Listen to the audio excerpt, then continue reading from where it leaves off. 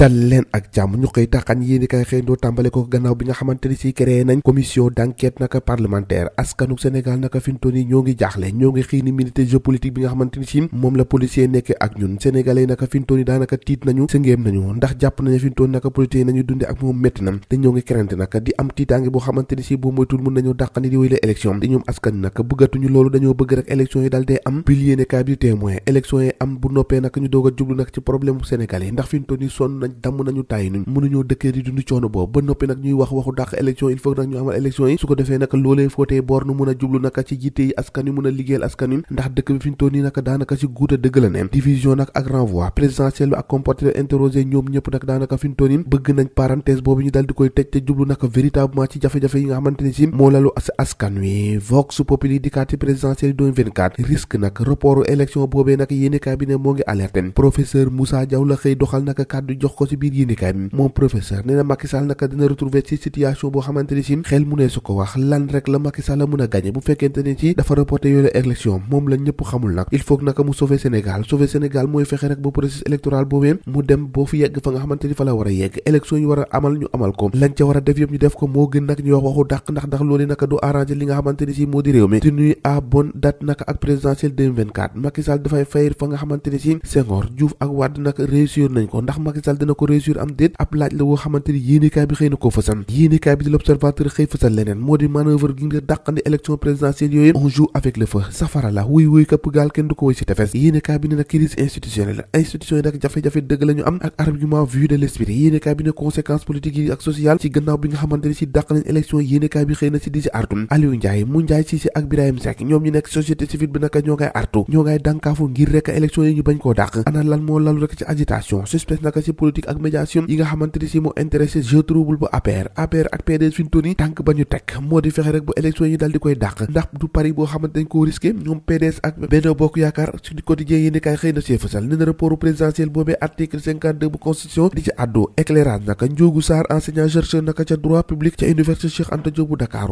indi ñi ci ay xët wu yaatu naka di leeral ne élection présidentielle naka bés buñ ko dàqee lañ cay ñàkk lañ cay yàqule mooy ëpp fuuf nag ne lañ cay am xool fa quotidien di kat yi kàddu Thierno Alassane Sall candidat à la présidentielle nee na naka dañoo bëgg a def ab coup d'état boo xamante ni si dafa lalu ci conseil constitutionnel waaye naka jàpp leen waruñoo def la IBK defoon naka tante ko ca Mali waaye nag la Condé nga xamante ni si defoon na ko ci Guinée ndax loolee lu dul deltu ginnaaw réew mi naka du ko def moom Thierno Alassane Sall mooy addu ba tey ci biir yéenekaay bi di Walfadjri nee na constitution joxul benn possibilité reporter li nga xamante ni si moo di élection tous les contrats pétroliers miniers ak licence de pêche yi loolu yëpp naka Thierno Alassane Sall bés bu jotee ci réew mi dañ koy xoolaat renégocier waat ko càmbaraat ko bu ku nekk mën cee gis seen boppam rawatina nag réewum Sénégal Dakar Presse di kat ci rapport présidentiel boobee nee na booba ak léegi ñoo koy yëngal di ko cuqi nag waaye mayonnaise ba dinaa jàpp loolu nag ñu bëgg yéenekaay bi ne boo moytu du mën a ne le quotidien yéenekaay di kat yoolee présidentiel naka 2024 benn scrutin boo xamante ni yéenekaay bi ne 108 kenn xamul fa mu mujjee la double nationalité bu Rose Wardini naka en question coalition Diomaye président ñoo ngay sàkku naka ñu daal dee bàyyi seenub candidat boobee mu am Afia Abdou Mbow ak Lamine Thiam ñoo jiite commission d'enquête parlementaire ba nga ni ma la enquête yéenekaay di kat ci wàllum double nationalité maanaam ñi am ñaari nationalité di ay candidat Karim Wade nag daanaka booy xool mooy garab gi nga xamante ni si moo nëbb àll bi yéenekaay bi xëy na koo fësal am na si ñeneen ñoo xamante ni si fësal nañ leen ne dañoo am double nationalité bokk na ci Rose Wardini waaye naka moom mi dafa échappé naka contrôle waa conseil constitutionnel ndax candidature validé nañ ko le point ak tout dikaat naka ci Macky Sall ak Amadou Ba malaise bi moom moo ngi wéy naka di gën a dund Cheikh Oumar Sy conseiller spécial à la primature nee na naka déclenchement bu sa procédure boobee commission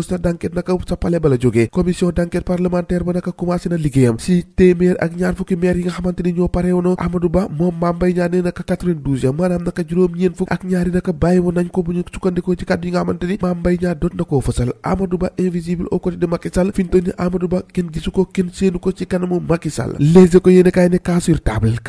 boobu mooy Amadou Ba Abdou Mbow mooy président commission d'enquête parlementaire Rose Wardini naka portant ni sur la liste définitive et toujours française Karim Wade avait pourtant alerté woon na cas boobu naka Rose Wardini dafa am candidature wala sax dafa am nationalité fi nga xamante ni si moo di bu France cay politique bi fi ñu toll ni naka mel na ni sabar gu tas ñoo ko déggandoo jàngeen jëf bu ëllëg